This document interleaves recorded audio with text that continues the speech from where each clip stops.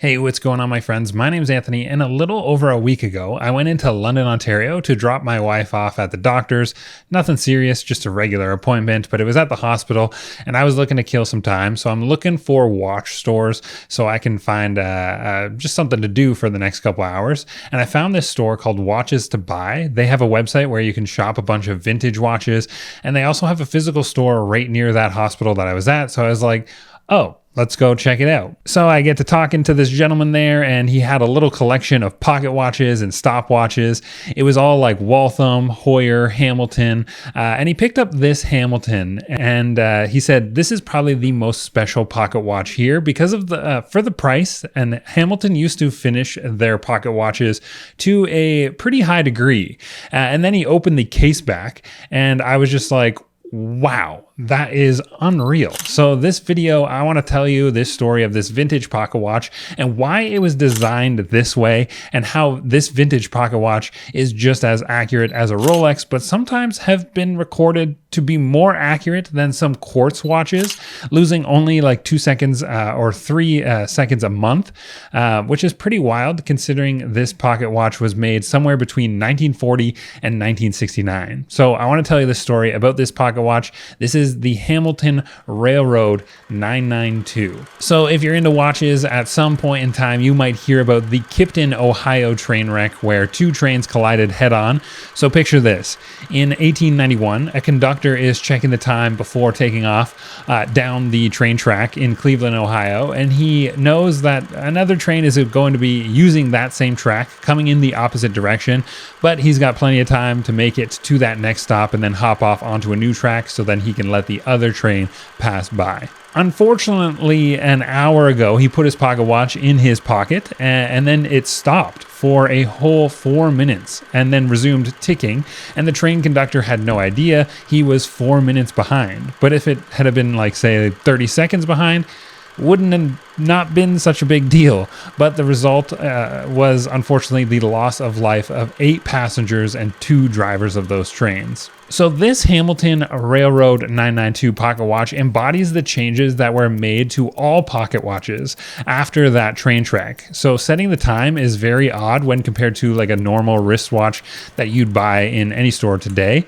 This is because railroad companies hired railroad officers to be timekeepers, and authorized personnel could just adjust the time of those train operators' pocket watches via a lever on the inside, and I'll show you how this works. So on like a normal wristwatch, you'd either unscrew or pull out the crown of a watch and then twist that crown to adjust the time. On this pocket watch, the watch's crown is locked down. So if you twist the crown, you're actually just winding the watch, and listen to the sound of this watch when it's being wound. It's pretty unbelievable. And this watch has a very loud tick as well.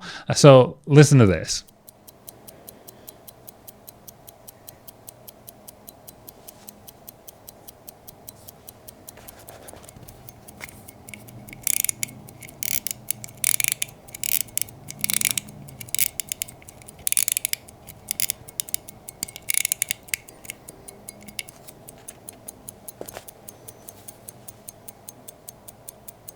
So this is a mechanical only watch. The watch needs to be wound every 2 days or so in order to keep accurate time, but the crown is purposely locked into place by this little bar that you see here.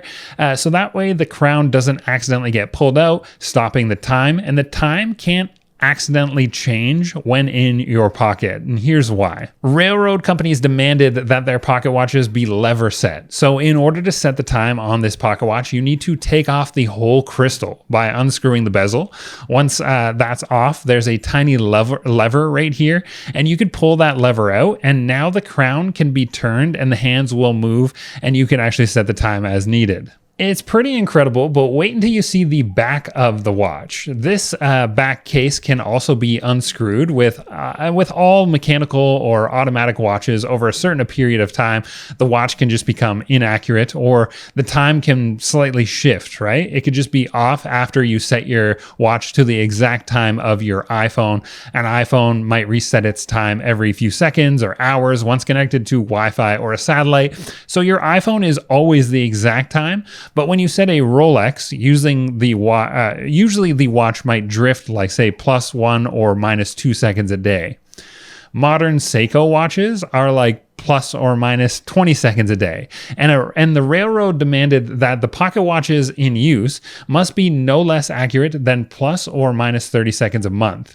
The railroad officers would likely have adjusted the time on like a weekly or monthly basis, and trains weren't being scheduled seconds apart, so it wasn't a big deal if the time drifted a few seconds here and there, but over time the railroad timekeepers would take your pocket watch and actually adjust the time for you. So this Hamilton Railroad 992 has been accurate as a modern Rolex, actually fluctuating between +2 seconds a day, which is pretty incredible considering this watch was made somewhere between 1940 and 1969. Hamilton made 1 million of these Railroad 992 pocket watches, which is a lot, but considering Rolex now makes just over 1 million watches every single year, maybe that number isn't as much as it seems. The original retail price of this watch was $78, and now they go for around $550 US. I paid $508 Canadian with tax from watchestobuy.com. This video isn't an ad for the shop, but their collection of vintage watches was really cool, and the shop is also super interesting looking on the inside. But I was just pretty pumped to get my first Hamilton watch with a pretty cool story that tells you exactly why this pocket watch was designed in this way. I've seen a few Hamilton pocket watches online, and some are pretty beat up. It's kind of hard to find one that's not completely beat up or like falling apart, and buy it from somebody who actually knows about the history and of this specific watch itself. That was pretty cool. So I'll leave a link in the description down below. So that is the story of this pocket watch, and crazy that for its age, it's actually just as accurate as a modern Rolex and sometimes even more accurate than a quartz watch. I'm now on the wait list for a Rolex because I'm waiting on the official documents to be sent over for a promotion at work. So I may make a video about that later on. We'll see what happens at that time. But for now, thanks for listening. I hope you enjoyed this story, and we'll see you in the next one.